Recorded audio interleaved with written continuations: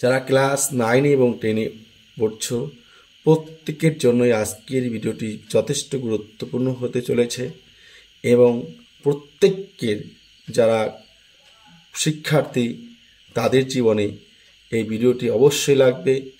কেননা এই সূত্রগুলি ছাড়া জ্যামিতির কোনো অঙ্ক সম্ভব নয়। আর এই সূত্রগুলি যদি কেউ মুখস্থ করো তাহলে তাদের আর সূত্রের কোনো প্রয়োজন নেই। কমপক্ষে এই পরিমিতি পাঠের ক্লাস 9-10 মধ্যে যত সূত্র আছে সমস্ত সূত্র এই ভিডিওটির মধ্যে আমার রয়েছে। তাই শিক্ষার্থী বন্ধুদের কাছে অনুরোধ করব, তোমাদের এখানে আমি সব কিছুই আলোচনা করব, যে আলোচনার মধ্যে থাকবে কখন কোন সূত্র প্রয়োগ করব এবং কেন করব, সব আলোচনায় থাকবে। তাহলে শিক্ষার্থী বন্ধুরা এই চ্যানেলের মধ্যে তোমরা পেয়ে যাবে সব কলেজের সাজেশন, প্রতিটি অধ্যায়ের অঙ্ক ধরে ধরে আলোচনা, কমন, গুরুত্বপূর্ণ এবং প্রতিটি শর্ট প্রশ্নের বিস্তারিত আলোচনা। তাহলে তোমাদের কাছে একটা রিকোয়েস্ট থাকবে, যারা এই চ্যানেলে নতুন এসেছো তারা অবশ্যই চ্যানেলটিকে সাবস্ক্রাইব করে নেবে এবং পাশে থাকা বেল আইকনটি ক্লিক করে নেবে যখন আমি কোনো গুরুত্বপূর্ণ ভিডিও আপলোড করব, যাতে তোমরা সবার আগে পেয়ে যেতে পারো। ঠিক আছে, তাহলে চলো আমরা শুরু করছি আজকের আলোচনা। বলছে পরিমিতি কি, এটা আমরা আগে জেনে নিচ্ছি। বলছি পরিমিতি হলো গণিতের একটি শাখা যা জ্যামিতিক আকারের পরিমাপ, যেমন পরিসীমা, ক্ষেত্রফল এবং আয়তন নিয়ে কাজ করে। অর্থাৎ যেমন মনে করো গোলক রয়েছে, ত্রিভুজ রয়েছে, বর্গক্ষেত্র রয়েছে, রম্বস রয়েছে। অর্থাৎ এই জামাতের মধ্যে যে জ্যামিতির মধ্য দিয়ে যে বিভিন্ন ধরনের চিত্র অঙ্কন আমরা শিখেছি, সেগুলির ক্ষেত্রফল, পরিসীমা, কর্ণ কি রয়েছে সমস্ত কিছু বের করার পদ্ধতি আমরা কিন্তু আজকে জানব এবং শিখব। এবার দেখো, তাহলে এবার জেনে নেই পরিমিতির সৃষ্টিকর্তা বা জনককে। এটাও তো আমাদের জানা দরকার। পরিমিতি জানছি, পরিমিতি শিখছি, তার জনক জানবো না? মনে রাখবে এই পরিমিতি জনক হচ্ছেন পিথাগোরাস। পরিমিতি জনককে পিথাগোরাস। এবার দেখো, প্রথমে আমরা আয়তক্ষেত্র নিয়ে আলোচনা করব। আয়তক্ষেত্রে কি বলা আছে দেখো, আয়তক্ষেত্রের ক্ষেত্রফল নির্ণয় করতে গেলে যে সূত্রটি প্রয়োজন সেটা হচ্ছে দৈর্ঘ্য গুণন প্রস্থ পাশে বর্গ একক। বর্গকে কেন লিখেছি? দৈর্ঘ্য এবং প্রস্থ দুবার, অর্থাৎ কোনো একক যদি দুবার হয় তখন সেখানে বর্গ হয়, কোনো একক যদি 3 বার হয় তখন সেখানে ঘন হয়। তাই দৈর্ঘ্য গুণন প্রস্থ পাশে বর্গ একক লিখেছি। একক মানে হচ্ছে দৈর্ঘ্যের সাথে যদি সেমি থাকে এখানে বর্গ সেমি হবে, দৈর্ঘ্যের সাথে যদি মিটার থাকে তাহলে এখানে বর্গ মিটার হবে। আশা করি বুঝতে পেরেছ। তাহলে আয়তক্ষেত্রের ক্ষেত্রফল সূত্র হচ্ছে দৈর্ঘ্য গুণন প্রস্থ পাশে বর্গ একক। আয়তক্ষেত্রের পরিসীমা 2 ইন্টু, ব্র্যাকেটটাকে আমরা ইন্টু বলবো, দৈর্ঘ্য প্লাস প্রস্থ পাশে আছে একক। আয়তক্ষেত্রের কর্ণের দৈর্ঘ্য সমান √ওভার দিয়েছি, √ওভার দেবে। √ওভারের পরে কি দেওয়া আছে? দৈর্ঘ্য স্কয়ার প্লাস প্রস্থ স্কয়ার। দৈর্ঘ্য স্কয়ার অর্থাৎ দৈর্ঘ্যকে বর্গ করতে হবে, আবার প্রস্থকে বর্গ করতে হবে, বর্গ করে যোগ করতে হবে, অর্থাৎ তারপর কি বর্গমূল করতে হবে। ঠিক আছে, তাহলে আয়তক্ষেত্রের কর্ণের দৈর্ঘ্য হচ্ছে সমান √ওভার দৈর্ঘ্য স্কয়ার প্লাস প্রস্থ স্কয়ার, পাশে লিখবে একক। আয়তক্ষেত্রের ক্ষেত্রফল ও দৈর্ঘ্য দেওয়া থাকলে, এবার অনেক ক্ষেত্রে দেখা যায় আমরা ক্লাস 9-এ 15 প্রশ্নতে আমরা পাবো, ওখানে 8 নম্বর একটা অঙ্ক আছে, ক্ষেত্রফল দেওয়া আছে, দৈর্ঘ্য দেওয়া আছে, কিন্তু আমাদের প্রস্থ লাগবে। ঠিক আছে, তখন দেখো, তখন আমাদের যে সূত্র প্রয়োজন, অর্থাৎ আয়তক্ষেত্রের ক্ষেত্রফলও যদি দৈর্ঘ্য দেওয়া থাকে তাহলে প্রস্থ বের করার নিয়ম হবে আয়তক্ষেত্রের ক্ষেত্রফলকে আয়তক্ষেত্রের দৈর্ঘ্য দ্বারা ভাগ করতে হবে। উপরে লিখব আয়তক্ষেত্রের ক্ষেত্রফল, নিচে লিখব আয়তক্ষেত্রের দৈর্ঘ্য, ভাগ করি তাহলে আমরা প্রস্থ পাবো। আবার ঠিক একইভাবে যদি আয়তক্ষেত্রের ক্ষেত্রফল এবং প্রস্থ দেওয়া থাকে তখন আমরা দৈর্ঘ্য পাবো কিভাবে? দৈর্ঘ্য বের করার নিয়ম হচ্ছে আয়তক্ষেত্রের ক্ষেত্রফল বাই আয়তক্ষেত্রের প্রস্থ, অর্থাৎ ক্ষেত্রফলকে প্রস্থ দ্বারা ভাগ করলে দৈর্ঘ্য পাবো, আবার ক্ষেত্রফলকে দৈর্ঘ্য দ্বারা ভাগ করলে প্রস্থ পাবো। আশা করি প্রত্যেক শিক্ষার্থী বন্ধুরা বুঝতে পেরেছ। এবার আমাদের আয়তক্ষেত্র চলে গেল, এবার আসবে আমাদের বর্গক্ষেত্র। দেখো, বর্গক্ষেত্রর সূত্র যখন নির্ণয় করব, অঙ্ক যখন করব, তখন কোন সূত্র হলে আমাদের প্রয়োজন হবে? বর্গক্ষেত্রের ক্ষেত্রফলের সূত্র কি? দৈর্ঘ্য স্কয়ার অর্থাৎ বাহু স্কয়ার। তো তোমাদের বর্গক্ষেত্রের ক্ষেত্রফল অঙ্কটা পড়ে যখন তোমরা দেখবে বর্গক্ষেত্রের মধ্যে যে বাহুটা দেওয়া আছে সেই বাহুটাকে যদি বর্গ করে দাও তাহলে সেটা পাবে কি দৈর্ঘ্য স্কয়ার, অর্থাৎ বাহু স্কয়ার। দৈর্ঘ্য স্কয়ার অর্থাৎ দৈর্ঘ্য স্কয়ার কিংবা বাহু স্কয়ার, পাশে লিখবে বর্গ একক। এরপর দেখো কি বলা আছে, বর্গক্ষেত্রের পরিসীমা। বর্গক্ষেত্রের পরিসীমা কি 4 গুণন বর্গক্ষেত্রের একটি বাহুর দৈর্ঘ্য।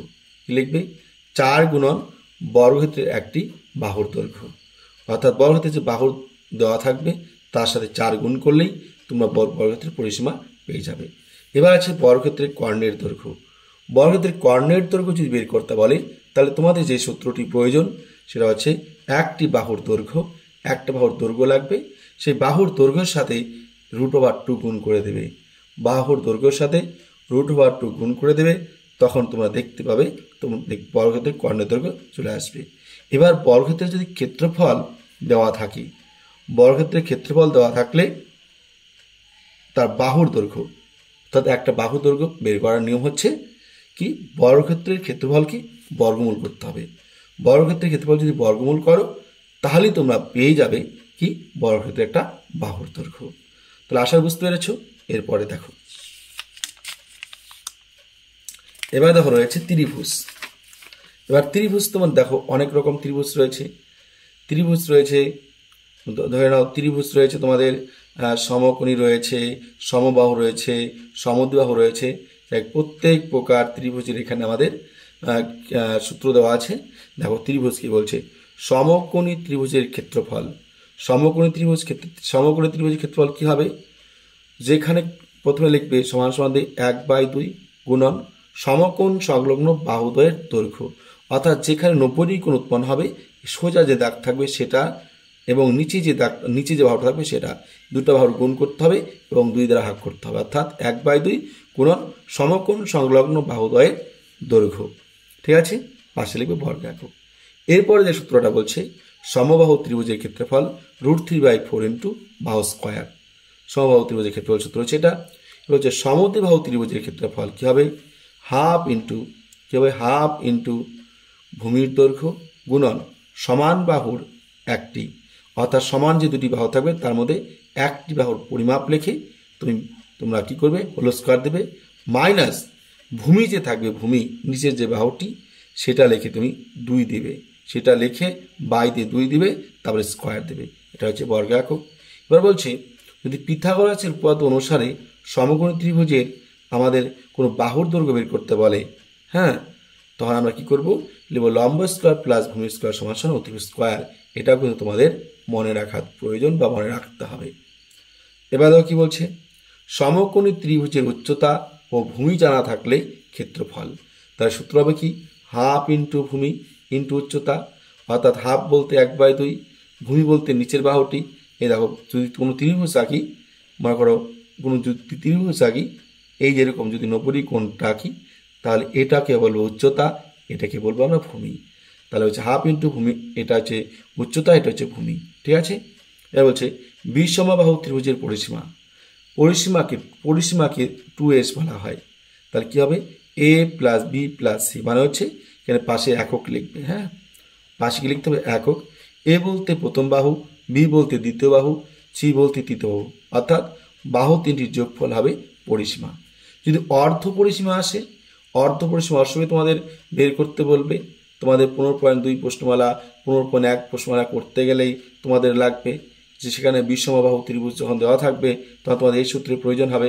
তাহলে অর্ধ পরিসীমাকে বোঝানো হয় এস দ্বারা। সূত্রের মধ্যে যেখানে এস আছে মনে রাখবে সেখানে অর্ধ পরিসীমা ব্যবহার করতে হবে। এবার দেখো অর্ধ পরিসীমা কি হবে, পরিসীমাকে 2 দ্বারা ভাগ করতে হবে, অর্থাৎ a + b + c/2, অর্থাৎ 3টি বাহুর যোগফলকে 2 দ্বারা ভাগ করবে, পাশে লিখবে একক। এবার বলছি দেখো বিষমবাহু ত্রিভুজের ক্ষেত্রফল।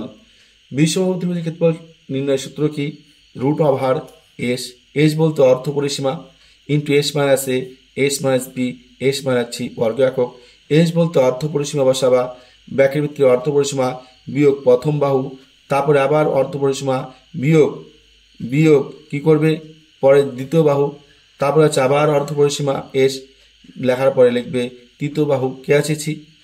তাহলে অর্ধপরিসীমা দেখো, প্রথমে লিখবে অর্ধপরিসীমা বসাবে, তারপরে ব্যাকের ভিতরে লিখবে অর্ধপরিসীমা বিয়োগ প্রথম বাহু, তারপর লিখবে অর্ধপরিসীমা বিয়োগ দ্বিতীয় বাহু, তারপর লিখবে অর্ধপরিসীমা বিয়োগ তৃতীয় বাহু বর্গ একক। এবারে কি বলছে, সমবাহু ত্রিভুজের ক্ষেত্রফল, এটা আগে আলোচনা করছি আমি। দেখো √3/4 ইন্টু, এখানে ইন্টু দিয়ে দেবে বাহু স্কয়ার, অর্থাৎ ত্রিভুজে যে বাহু থাকবে তাকে তোমরা বর্গ করবে, পাশে লিখবো বর্গ একক। এবার হচ্ছে সমবাহু ত্রিভুজের পরিসীমা, সমবাহু ত্রিভুজের পরিসীমা কী হবে, 3টি বাহুর যোগফল, পাশে লিখবে একক। এবার দেখো এখানে একটা সূত্র তো মিস্টেক হয়ে গেছে, সমবাহু ত্রিভুজের আচ্ছা নিচে আলোচনা করা আছে, বলেছি। দেখো সমবাহু ত্রিভুজের উচ্চতা, সমবাহু ত্রিভুজের উচ্চতা কি, √3/2 ইন্টু বাহু, √3/2 ইন্টু কী হবে বাহু। এবার দেখো সামন্ত্রিক, এবার কি আছে সামন্ত্রিক, এটা কিন্তু 15.3 প্রশ্ন তোমাদের লাগবে। সামন্ত্রিকের ক্ষেত্রফল হচ্ছে ভূমি গুণন উচ্চতা। এবার দেখো কি বলছে, ট্রাপিজিয়ামের ক্ষেত্রফল কি হবে 1/2, অর্থাৎ হাফ গুণন ট্রাপিজিয়ামের সমান্তরাল বাহুদ্বয়ের সমষ্টি। সমান্তরাল বাহুদ্বয় বলতে দেখো এটা ধরো একটা ট্রাপিজিয়াম, এটা ট্রাপিজিয়াম, এই যে বাহুটা আর এই বাহুটা, এটা হচ্ছে সমান্তরাল বাহু, এই বাহুটার এই বাহুটার কি করতে হবে, যোগ করতে হবে, তার গুণ করতে হবে কি, এই যেখানকার থেকে এখান এই দুটার যে দূরত্ব এইটা গুণ করতে হবে। তাই বলছে 1/2 ইন্টু ট্রাপিজিয়ামের সমান্তরাল বাহুদ্বয়ের সমষ্টি, অর্থাৎ এই যে বাহুটার এই বাহুটা যোগ করতে হবে, এই বাহুটার এই বাহুটা যোগ করতে হবে, তারপরে কি করতে গুণ দিয়ে এইখানে যে দূরত্ব দেওয়া থাকবে এই দুটার সেটা গুণ করতে হবে। এটা হচ্ছে ট্রাপিজিয়ামের ক্ষেত্রফল। এরপর দেখো আসবে রম্বস। রম্বসের ক্ষেত্রফল সূত্র কি দেখো, রম্বসের ক্ষেত্রফল সূত্র দেখো কি বলছে, রম্বসের ক্ষেত্র হচ্ছে কি হাফ ইন্টু কর্ণদ্বয়ের গুণফল বর্গ একক। একটু আগে আমরা পড়ছিলাম, দেখো কি বলছে রম্বস, রম্বস কি, রম্বসের ক্ষেত্র বলছে হাফ ইন্টু কর্ণদ্বয়ের গুণফল। আচ্ছা এবার দেখো আমাদের মোটামুটিভাবে ক্লাস 9টা কিন্তু মোটামুটি আমরা হয়ে গেল, ঠিক আছে। এবার দেখো ক্লাস 9-এর মধ্যে এই যেটুকু আমাদের আছে এটা যদি আমরা করি ক্লাস 9 মোটামুটি শেষ। দেখো এবার সবশেষ যেটা আমরা পাবো সেটা হচ্ছে বৃত্ত।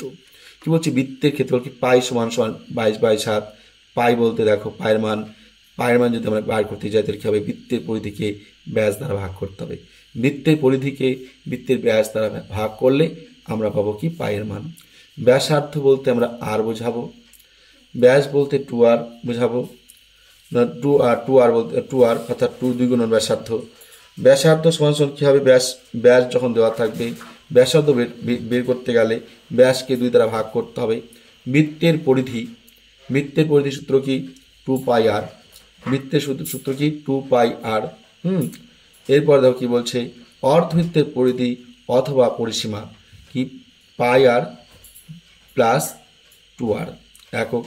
এটাকে কিন্তু আবার তোমরা এভাবে লিখতে পারো, আর কমন নিয়ে লিখতে পারো পাই প্লাস 2, এভাবে তোমরা লিখতে পারো একক। এবার হচ্ছে বৃত্তের ক্ষেত্রফল সূত্র কি দেখো πr স্কয়ার বর্গ একক। এবার বলছে বৃত্তচাপের দৈর্ঘ্য, বৃত্তচাপ যখন বের করতে বলবে কোনো অঙ্কের শর্ট প্রশ্নতে, মাধ্যমিক পরীক্ষা অনেক ক্ষেত্রে দেওয়া থাকে, বৃত্তচাপের কোণ যে কোণ থাকবে সেই কোণটা ভাগ করতে হবে 360 ডিগ্রি দ্বারা গুণন বৃত্তের পরিধি, অর্থাৎ বৃত্তটার যে পরিধি থাকবে সেই পরিধি দ্বারা গুণ করতে হবে। এবার দেখো আমরা চলে যাব ক্লাস 10-এ। এইটুকু উপরেরটুকু যে সূত্রগুলি বললাম এই সূত্র অবশ্যই ক্লাস 9-এ, এবার ক্লাস 10-এর অঙ্ক করতে গেলে আমাদের অবশ্যই 9-এর সূত্রগুলি কিন্তু প্রয়োজন রয়েছে। আবার 9-এ যারা পড়ছো তাদের যদি এখন থেকে তোমরা সূত্রগুলি পড়তে থাকো তাহলে তোমাদের কিন্তু কাজে লাগবে। তাই যারা 9-এ আছো তারাও সূত্রগুলি লিখে নাও এবং পড়তে থাকবে, ঠিক আছে। এবার দেখো কি বলছে এখানে, সমকোণী চৌবলের মাত্রা, মানে সমকোণী চৌবলের মাত্রা কয়টি, তাহলে 1টি 2টি 3টি, দৈর্ঘ্য প্রস্থ উচ্চতা। সমকোণী চৌবলের তল কয়টি, 6টি। সমকোণী চৌবলের তল কয়টি আছে, 6টি। এবার বলছে সমকোণী চৌবলের ধার কয়টি, ধার বলতে বাহু। সমকোণী চৌবলের ধার কি, এখানে বলছে ধার বলতে কি বলছে বাহু, কয়টি আছে, 12টি। হ্যাঁ, এবার কি বলছে সমকোণী চৌবলের শীর্ষবিন্দু কয়টি আছে, 8টি। সমকোণী চৌবলের শীর্ষবিন্দু কয়টি আছে, 8টি। এরপর দেখো কি বলছে, সমকোণী চৌবলের সমগ্রতলের ক্ষেত্রফল সূত্র কি, সমকোণী চৌবলের সমগ্রতলের ক্ষেত্রফল সূত্র কি 2 ইন্টু দৈর্ঘ্য গুণন প্রস্থ প্লাস দৈর্ঘ্য গুণন প্রস্থ উচ্চতা প্লাস প্রস্থ গুণন উচ্চতা, পাশে লিখব কি আমরা বর্গ একক। এবার বলছি সমকোণী চৌপলের আয়তন। সমকোণী চৌপলের আয়তন সূত্র কি? দৈর্ঘ্য গুণন প্রস্থ গুণন উচ্চতা কর্ণ একক। এরপর আসে কি দেখো, সমকোণী চৌপলের কর্ণের দৈর্ঘ্য কি হবে? রুট ওভার দৈর্ঘ্য স্কোয়ার প্লাস প্রস্থ স্কোয়ার প্লাস উচ্চতা স্কোয়ার কি আছে একক। এরপর দেখো আসবে আমাদের কি আছে ঘনক।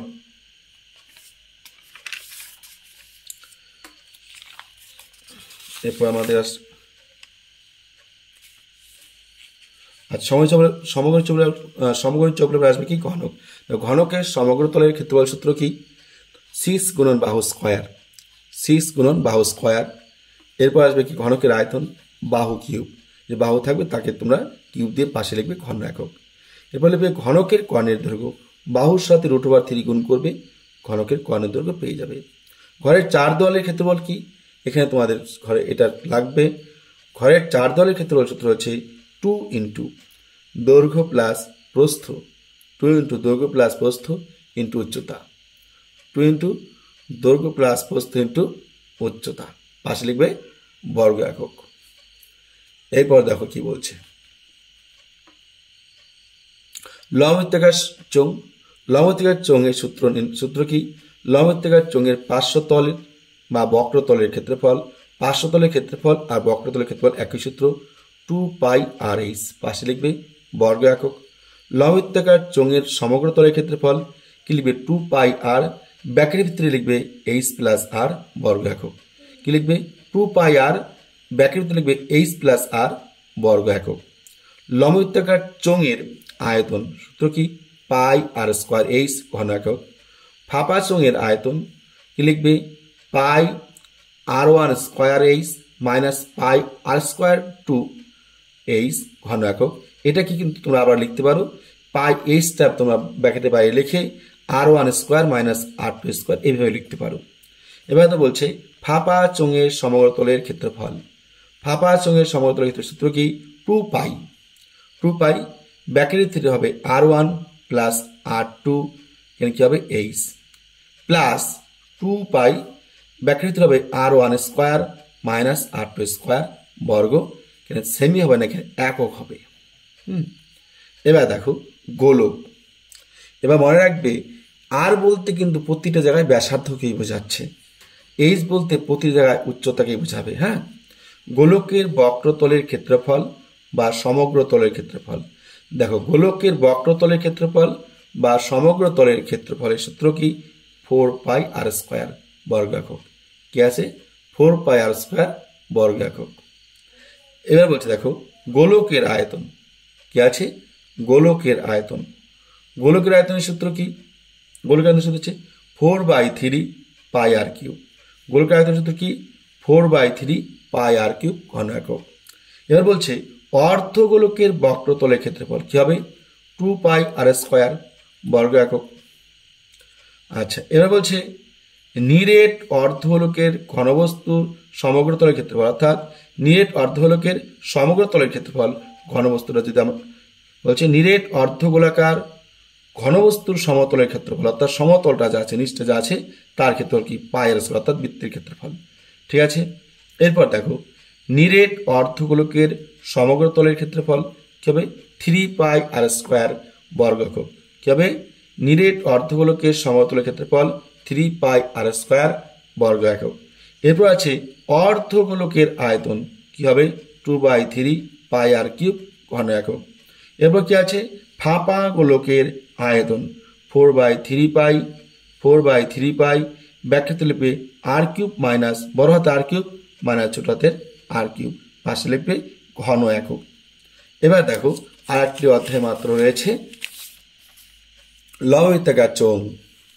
এই লম্ববৃত্তাকার চোঙের এটুকু সূত্র যদি তোমরা জানো বা সূত্রগুলো হয়ে যাবে, এই কটি সূত্রের মধ্য দিয়ে তোমার কিন্তু তোমাদের প্রত্যেকটি অঙ্ক কিন্তু সমাধান করা যাবে। লম্ববৃত্তাকার শঙ্কুর অক্রতলের ক্ষেত্রফল পাই আর বর্গ একক।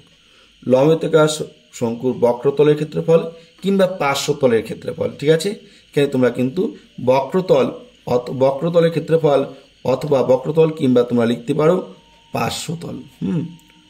পার্শ্বতল, লম্ববৃত্তাকার শঙ্কুর বক্রতল কিংবা পার্শ্বতলের ক্ষেত্রফল পাই আর এল বর্গ একক। কি আছে? পাই আর এল বর্গ একক। এবার মনে রাখবে তোমরা এখানে পায়ের মান 22/7, আর বলতে ব্যাসার্ধ বোঝাচ্ছে, এইচ বলতে উচ্চতা বোঝাচ্ছে, এল বলতে তির্যক উচ্চতা বোঝাচ্ছে। যেখানে এল থাকবে সেটাই তির্যক উচ্চতা মনে রাখবে। শঙ্কুর আয়তনের সূত্র কি? 1/3 পাই আর স্কোয়ার এইচ ঘন একক। লম্ববৃত্তাকার শঙ্কুর সমগ্র তলের ক্ষেত্রফল কি? সমান পাই আর প্লাস এল বর্গ একক। উচ্চতা ও ব্যাসার্ধ দেওয়া থাকলে তির্যক উচ্চতা বের করার নিয়ম হচ্ছে √এইচ স্কোয়ার প্লাস আর স্কোয়ার, অর্থাৎ উচ্চতা স্কোয়ার প্লাস ব্যাসার্ধ স্কোয়ার, পাশে লিখবে একক। তির্যক উচ্চতা ও ব্যাসার্ধ দেওয়া থাকলে কি হবে? তির্যক উচ্চতা ও ব্যাসার্ধ দেওয়া থাকলে উচ্চতা বার করার নিয়ম হচ্ছে এইচ সমান এল স্কোয়ার, অর্থাৎ তির্যক উচ্চতা স্কোয়ার মাইনাস ব্যাসার্ধ স্কোয়ার আর স্কোয়ার। এবার বলছে পরের সূত্র বলছে তির্যক উচ্চতা ও উচ্চতা দেওয়া থাকলে, তির্যক উচ্চতা ও উচ্চতা দেওয়া থাকলে ব্যাসার্ধ বের করার নিয়ম কি হবে? ব্যাসার্ধ বের করার নিয়ম কি হবে? সমান কি হবে? √এল স্কোয়ার। এল স্কোয়ার বলতে কি? তির্যক উচ্চতা স্কোয়ার মাইনাস আর স্কোয়ার একক। তাহলে শিক্ষার্থী বন্ধুরা, এই হলো তোমাদের পরিমিতির সমস্ত সূত্র এখানে আলোচনা করা হলো। যদি তোমাদের ভালো লাগে অবশ্যই তোমরা একটা লাইক করবে, কমেন্ট করতে ভুলো না। আর অবশ্যই যেহেতু সূত্রটি সবারই প্রয়োজন, তোমরা বেশি বেশি করে শেয়ার করে দেবে। আর এরকম ভিডিও যদি তোমাদের আরও প্রয়োজন হয় তোমরা অবশ্যই আমরা কমেন্ট বক্সে জানাবে। আমি সমস্ত ধরনের সূত্র এবং শর্টকাট পদ্ধতিতে তোমাদের অন্যান্য অঙ্কগুলি সলভ করে দেব। আর মনে রাখবে এই চ্যানেলের মধ্য দিয়েই ক্লাস 10 এবং 9-এর যাবতীয় অঙ্কের সমাধান এবং ইংরেজি সমাধান করা হয়ে থাকে। তোমরা যে কোনো বিষয় আমার এই চ্যানেলে সার্চ করলে পেয়ে যাবে। তাহলে শুরু থেকে শেষ পর্যন্ত যারা ভিডিওটি দেখেছো তাদের অসংখ্য ধন্যবাদ জানিয়ে আজকের মতে তোমাদের কাছে বিদায় নিচ্ছি। আবার দেখা হচ্ছে খুব তাড়াতাড়ি। অবশ্যই আবার বলছি, তোমরা ভিডিওটিকে শেয়ার করতে ভুলো না, লাইক বা কমেন্ট করতে ভুলো না, এবং যারা চ্যানেল নতুন এসেছো তারা অবশ্যই চ্যানেলটি সাবস্ক্রাইব করে নেবে, পাশে বেল আইকনটি ক্লিক করে নেবে। ধন্যবাদ।